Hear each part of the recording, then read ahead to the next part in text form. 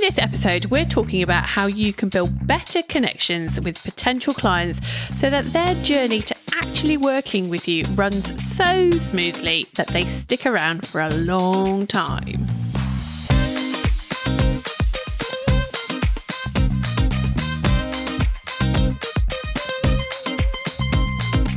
Welcome to JFDI with the two Lauras. This is the podcast for freelance social media marketers where we share tips, advice and opinions on business and marketing.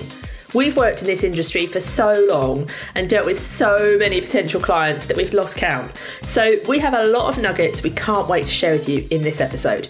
And we're also going to give you a simple tip that you can implement today to stop you from wasting time with people that can't afford your fees. So keep listening for that little nugget. Okay, so let's start with why this is actually so important. Because the better connection you've got with someone, the more likely it is that they're essentially going to want to work with you. They're going to want to hire you, put money in your bank. They're likely to say yes to that proposal. And obviously, if they've got that better connection with you, then they're likely to keep you long term.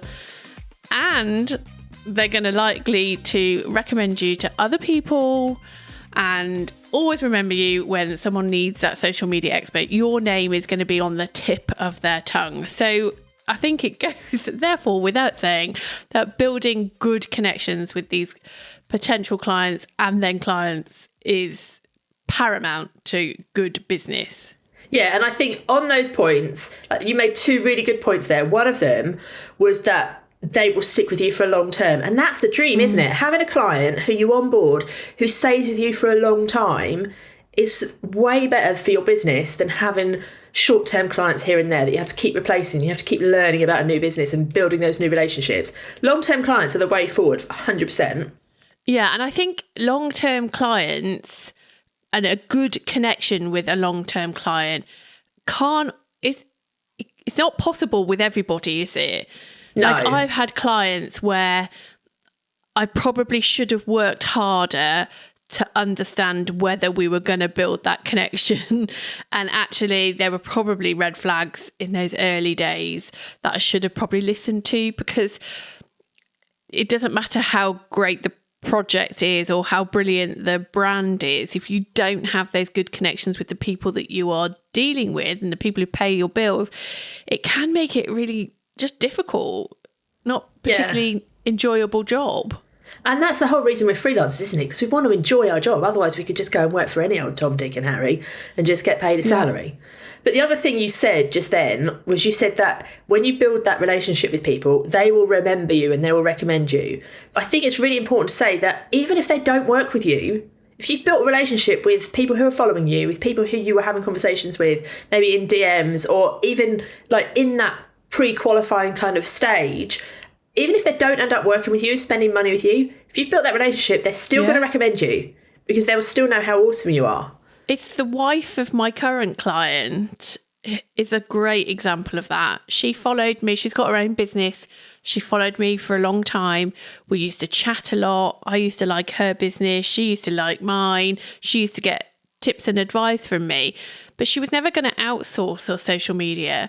But one of the best things she ever did was recommend me to her husband. And who's got multiple businesses. And I've worked with him now for over 4 years, I think it is.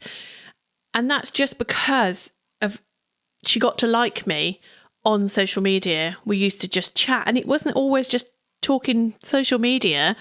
It was just chit-chat in the DMs. She noticed that I like gin. She, not the gym. Laura definitely does not like the gym. Let's not confuse those two things. Before people start asking you if you want to be an influencer for gym wear. No. Gin, maybe, yes. Could you imagine? Yeah, so, it was those... I would put something on my stories about on a Friday night enjoying my glass of gin, and she could resonate with that, and we would have those kind of conversations about being business owners. And I think you're so right. This isn't just about being recommended by your current or previous clients. This is just being recommended by people who are in your world that you've impressed in some way. and you've got that connection. And going back to what you just said about the gin, not the gym, this is where it all starts with your messaging, isn't it? Because you need to really understand who it is that you want to work with and how you can build that connection with them. But it's also bringing out parts of your personality, like the gin, so that, because maybe you do want to work with gin companies, who knows? But if you don't, you can still talk about gin. It still brings people into your world. But it definitely starts with knowing who is your ideal customer. So they are the first people you're speaking to, and crafting all of your messaging so that it not only attracts them, but it makes them want to follow you, and it actually makes them want to seek out your content because they know that it's for them, and it gets them to pay attention to you. So, for example, if your dream clients were men and you've done your research into your audience personas and all of that stuff, and you know that the men who you work with are sports fans, and specifically you know that they like football, and it's a weekend, you've just watched the news, they've been talking about a game. If you talk about that in your messaging, that's something they're probably going to be wanting, they're going to resonate with it because they're football fans. And if they've seen you talking about football, even if you don't particularly like football yourself, it's just that link, isn't it? And it just brings that link in. I do think, like, where you say, even if you don't really like football, I do think there's a grey, like, I do think you have to be fairly authentic. Like, if I was to start harping on about football...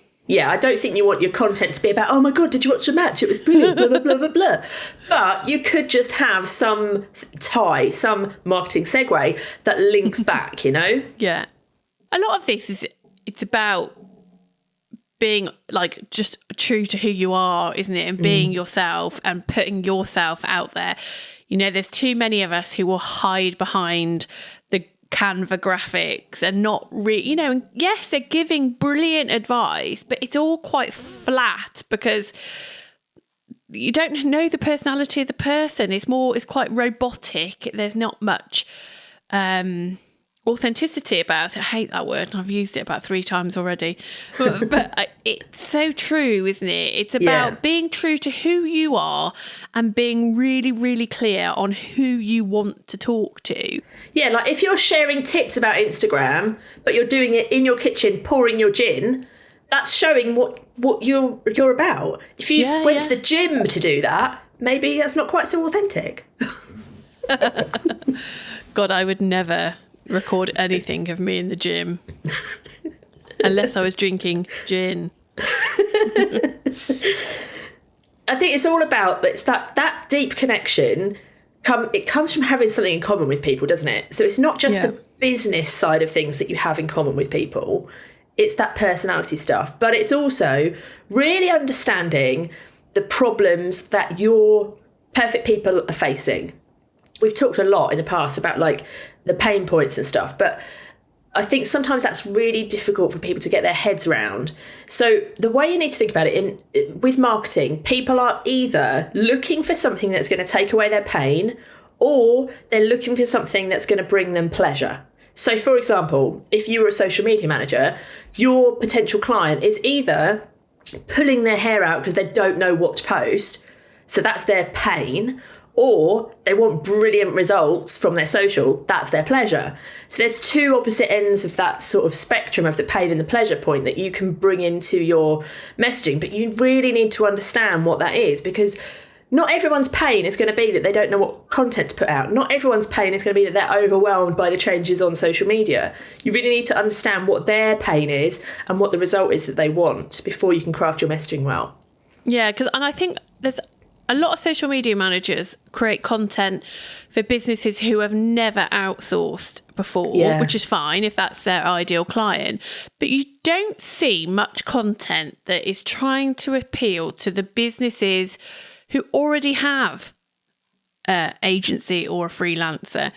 Because most of my clients who are slightly bigger, like more established businesses, they all had agencies involved when I got my foot in the door, and they weren't happy. They weren't happy with the results. They felt they were missing a trick, and they wanted to have a conversation with somebody else to get another point of view, get another perspective, to say, is is what is going out on our social media. Could you do better than that? And obviously I had to then go in and basically tell them that no, it wasn't very good and how I could do better. It's not just about getting your foot in the door, is it? It's about how you build that connection from those first conversations right through now to 4 years down the line. I'm still working on that relationship so I can be clear and confident that they're going to keep me. Like, it's reminding if at the beginning of that relationship, your content had been talking about, like, when you first get started outsourcing to a social media manager, that wouldn't have resonated with them at all because they were already using an agency. So that's what it's like, coming back to who is that right person and knowing so much as you know, as much as you possibly can about them and about what they're already doing in their business. You're right, that is missed so much. Have conversations with people. If you're at a networking event, or you happen to be stood on a playground at school with someone else who works in a business where they outsource stuff, just have the conversation. You're not pitching to them. You're just saying, oh, you know, what is it that, why would you be hesitant to outsource? Why is it you go to an agency, not a freelancer? Have these, just ask questions. That's how you're truly going to understand what the situation is with, only obviously they've got to be your target audience, but being open to listening to what people are saying is going to help you create your content. You need to be listening all the time. Yeah, definitely agree. I think the second thing that you can do once you kind of know who those people are, and I think this is something that we've done a lot in our own business, but also we've done as freelancers, and more freelancers probably need to kind of take a step back and look at this, is making that process really easy and really intuitive. So what happens when a lead does actually come your way? Like, how does that work in your business? Step by step, what does somebody do when they come into your world? And is it easy for them to find you in the first place?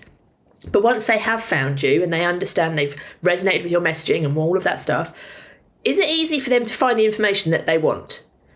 Do they have to click 100 buttons on your website, for example, to find it? Like, go through that and just look at it from somebody else's perspective on the other side of the screen. How easy is it?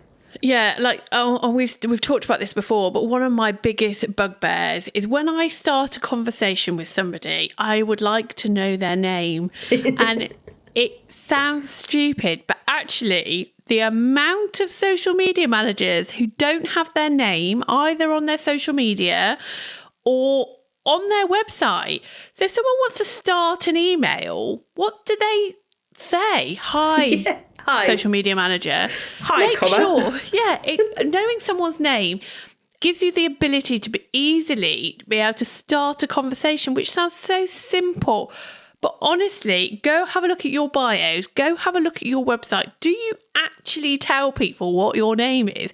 Because that is a barrier to starting conversations. It just makes it all a bit awkward. And I think as well, this kind of goes from platform to platform. We speak to a lot of people, for example, in Facebook groups. So in Facebook, in a group, they might have, they probably will usually have their full name. They might have a different surname on Facebook than they have everywhere else. That's fine. But they will have a profile picture, so we'll know what they look like. But if they then drop into our DMs on Instagram under their business name and the photo's different and it doesn't have their name, how are we meant to know it's the same person? Yeah. So we could be having completely different kind of conversations, not realising it's the same person. And that's really awkward. I've got into trouble a few times with that. It's awkward. So you need to look at it from the other side of the screen and just make sure that it's really easy. Yeah, you need to do your own audit, really, don't you? 100%. And go through that process, because I always like to find somebody on their website, like Google, and then I like to go and check them out on Instagram, and I like to go and follow their stories, try to get to know them a little bit more. The biggest issue is the links in people's websites don't work. You can't actually find them on social media. Or their web, it's like someone now, if someone wanted to come and find Virtually Savvy, and they find the website, but then wanted to come and check out my social, if I remove the links, it would be very difficult, which is probably not a bad thing really, because I don't put any content out, but it'd be very difficult for someone to come and find me because my handles are my name, not Virtually Savvy, and there is a reason why for that, but I think people just need to check, don't they? Can that person find me? Can that person find everything they want about me, my socials, my website? Do all the buttons work? Are people taken to 404 pages, which seems to happen a lot? Like, just take a step back or get someone who is removed from the business to go and check these things for you. And they'll be able to see the things, the typos, the broken links. But it's so important because, first impressions do bloody count. Like those social links, it's bad if the link doesn't work, but it's equally bad if you're linking them over to a platform that you set up 5 years ago that you never post on there anymore. Just take that link down. They don't need to go to your Twitter page that you haven't posted on for ages. Yeah. They need to go to the pages that are relevant. Yeah. The platforms that you actually manage, the platforms that you actually share content on, the platforms that you want to help them with, they're the ones you need to link to. And I think, definitely do that. Or they've never updated them, and so they just go to Instagram, not to your actual profile. Yeah, or they've bought a website template and it goes over to the web developer or wherever, the business that they bought the website template from, Wix.com. Yeah. So definitely go and check that. But also, on your website, you're being really transparent in the information that you're giving. Like, so often, if I'm going to spend money on myself or on our business and I go onto a website, the first thing I want to know is, can I actually afford this? And if there's no information on there about whether or not I can afford it, and I've got to go out of my way to have a conversation with somebody, I am not doing that. I want to know if I can afford it before I waste my time or somebody else's time. So, you need to be really transparent in all of the information you're giving away. Don't make someone try and fill in the gaps or guess. And just make it really, really easy. And just remember that not everyone wants to book a call with you. Getting on a call with somebody to find out how much they charge, for me, is my idea of hell. I don't really like getting on a call anyway. But when it's something like that, it's like, no, thanks. I don't want to do that. Definitely not. So, go back, check your website, check that everything works, all of the links and everything work. Check that all of your socials say the right things, your messaging resonates with people, your name's on your Instagram, all of that stuff. Because that's all kind of the start of that relationship building, isn't it? Yeah, and have a think about if you were looking for somebody, like we've just been saying, if you're looking to hire somebody yourself or looking to, find a service that you are interested in, what is it that you look for to make you decide whether you want to choose that particular person? Like, what is your process for checking someone? And do you go to their website first? Do you do what I do and go to a website and always click through? Have a think about how you operate, because the chances are it will probably be very similar to other people, and then go and follow that process.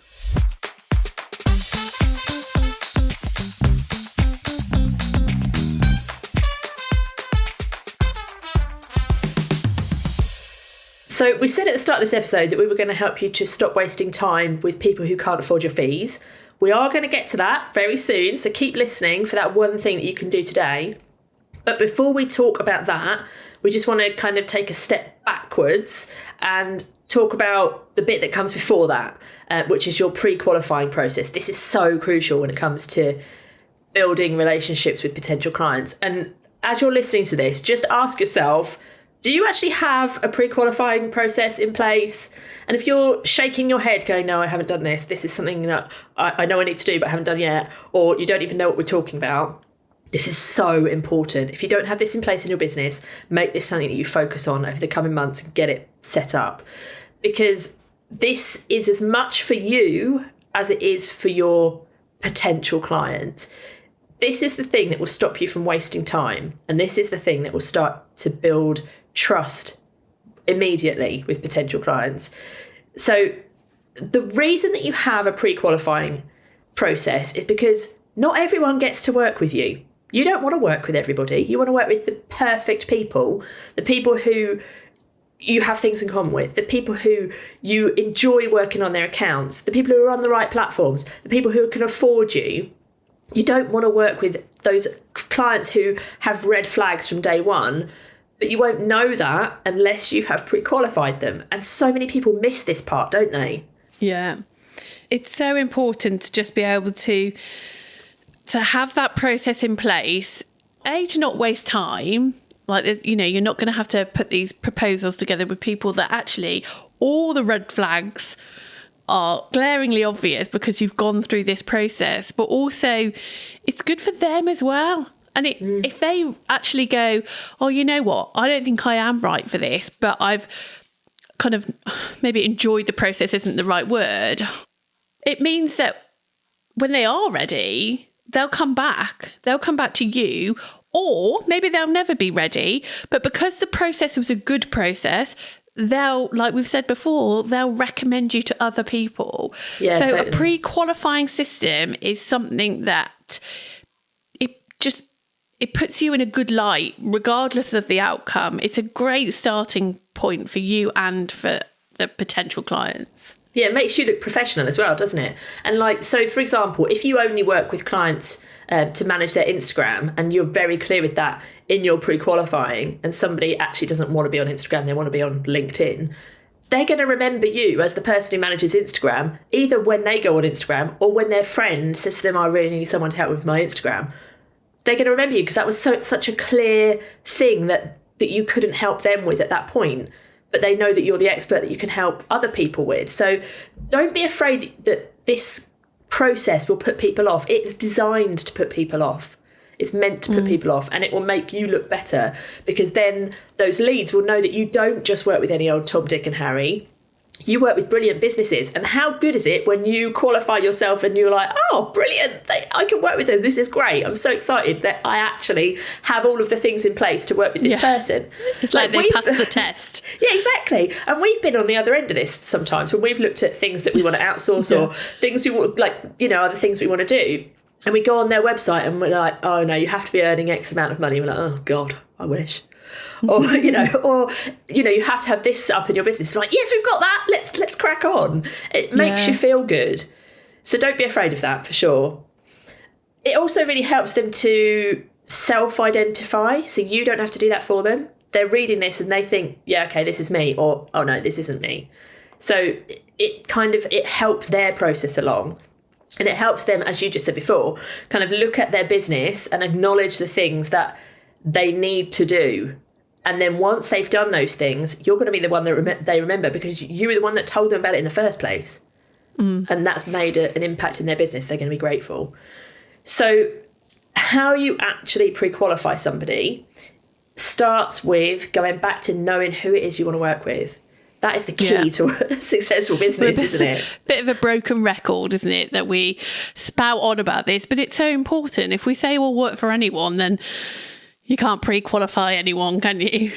No, exactly. So it's kind of like starts with your messaging, and then in your like pre-qualifying process, you need to get rid of the people who are not right. So what do they need to have in place in their business to work with you? Do they need to, for example, be on a specific platform? Do they need to have specific assets or a specific budget if you do ads? What budget do they have to actually pay you? All of those sorts of things are really important for pre-qualifying. So you need to create a pre-qualifying questionnaire, basically, with all of those important questions. You could use Typeform or Airtable or something like that. There's loads of free things that you could use to do this. And then that needs to be the thing that's on your website. And then only the people who qualify, having completed that questionnaire, only those people go on to your next step, which is your discovery call. So you're not having calls with every single Tom, Dick and Harry who hasn't pre-qualified themselves. Yeah. And then if they don't pass the qualification process, they will either get told by you, I'm really sorry you don't have this, this and this in place. Come back to me when you have. Or you can offer them something else, can't you? Like a power hour or a VIP day or something else that you offer in your business that is more suitable for them. And then that means they get to work with you, which is obviously what they wanted to do in the first place. And then once they have got all of those things in place, then they'll be able to come back to you and they will have already had that working relationship with you. Yeah, and I think sometimes when you pre-qualify, like using a questionnaire like that, it takes away any awkward conversations that you have to have with people. Like, no one likes talking about money, for example. No. We're, especially in England or Britain, we're very awkward about all of that. So it takes it away. Like my pre-qualifier, it says my fees start from a minimum of this and minimum ad spend needs to be this. And basically, don't fill out this form if you can't afford me. And so it means that I don't then have to get on a discovery call. The conversation turns to money. And then I'm all a bit, oh, God, I don't have to be awkward. Whereas when I talk about money now with people on a discovery call, it's fine because I know they already know how much I charge. That's already out there. And I think that makes such a difference. So sometimes, and it's not just about money, it's other awkward conversations, but that you can kind of navigate around by having this pre-qualifier questionnaire. Yeah, definitely. So if you're multitasking and you've kind of zoned out a little bit, come back to us because this is the nugget that you've been waiting for. This is the thing that you can implement today. And in fact, if you're listening to this at your desk, you can literally do this right now. On your website, if you have a book a call button, take that button off. So many social media managers have a button on their website where somebody can book it. It goes through to Calendly and they can book a call. This is doing you absolutely no favours. It means that literally anyone can book a call with you and block out 15 minutes or an hour or whatever in your diary. Why would you let people do that if they haven't pre-qualified? Yeah. Take that button off. I think people worry that they might lose out on opportunities. But remember what we said earlier.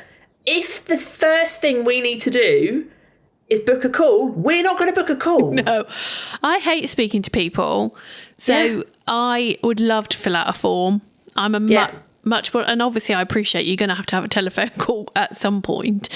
But if you can imagine if I'm a potential client and I go to your website and the first thing I can do to kind of start that process is I have to ring, or God, ring, that sounds like really kind of...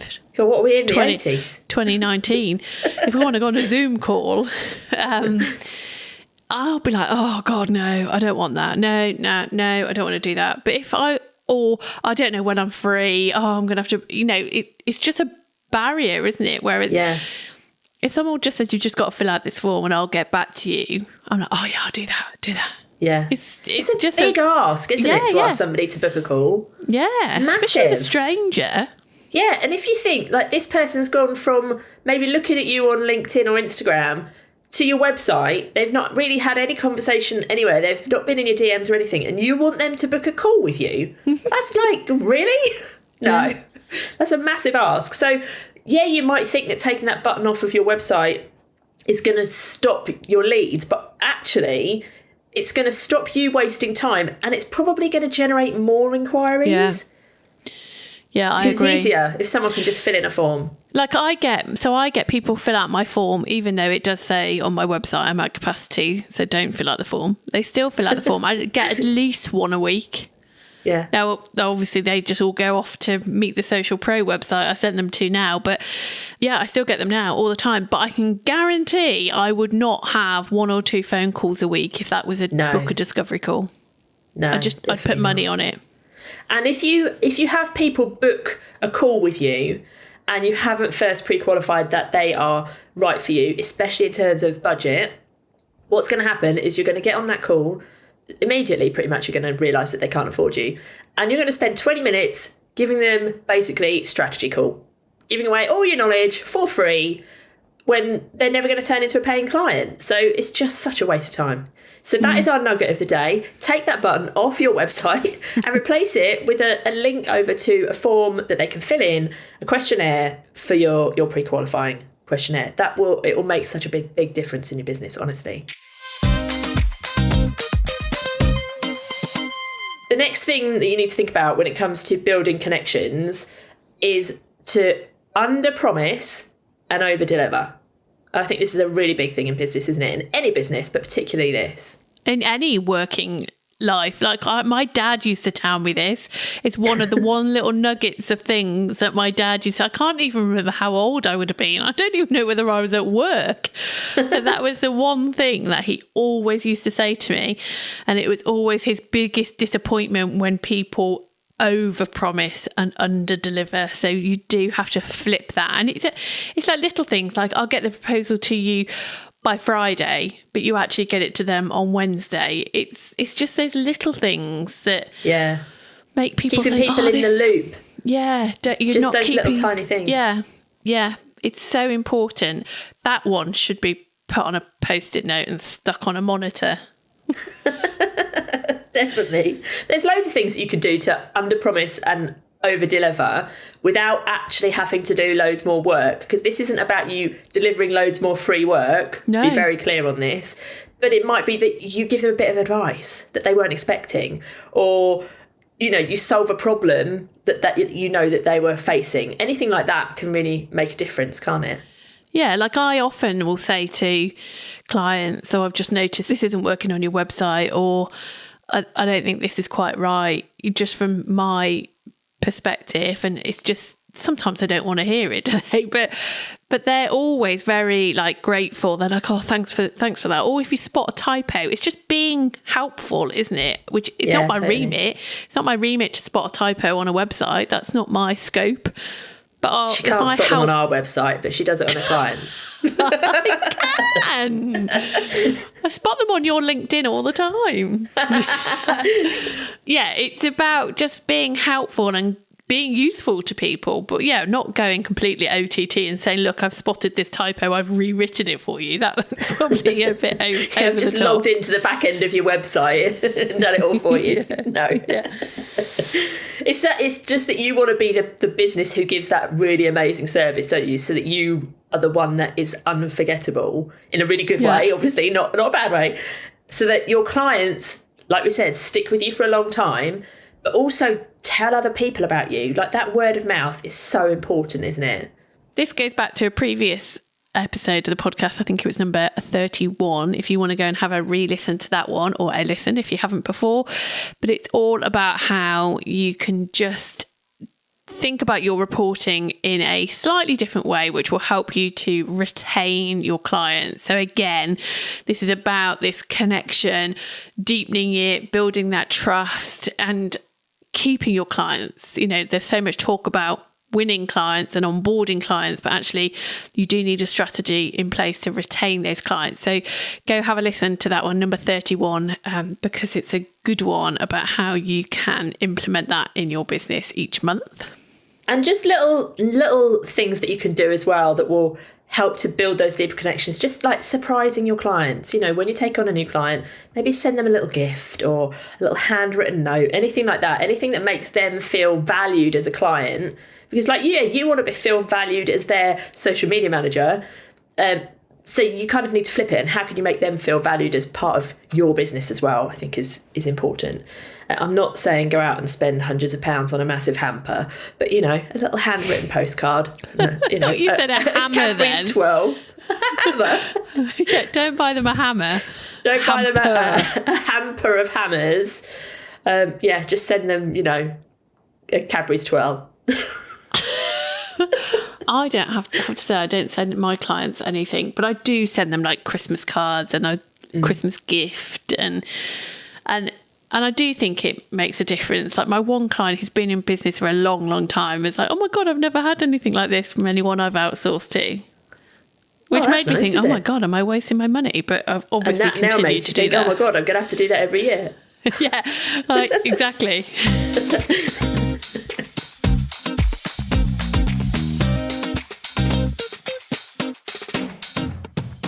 Okay, so if you found this podcast interesting and useful, but if you're thinking, oh my gosh, I've not got half of these things in place, then do check out the Social Media Managers Toolkit, where we go into a lot more detail about how you can onboard and win your clients. You can check it out at thetwolauras.com/toolkit. We'll obviously pop the link in the show notes, and do come and ask us any questions. Yeah, we hope this episode has been useful. Don't forget that little nugget of going and taking that button off of your website not expecting somebody to book a call with you and instead send them to your pre-qualifying questionnaire. You can literally do that in minutes. It's just a quick change, especially if you've already got that questionnaire in place. We would love to know what you're thinking about the podcast. So wherever you're listening, you can go and rate and review. If you're enjoying it, obviously, feel free to leave us 5 stars. We will very much appreciate that. We read all the reviews, so yeah, leave us a review. We'll definitely love to read those as well. And we'll be back next week. We'll see you on Tuesday. We won't see you, but you might hear us. Bye. Ta-ra!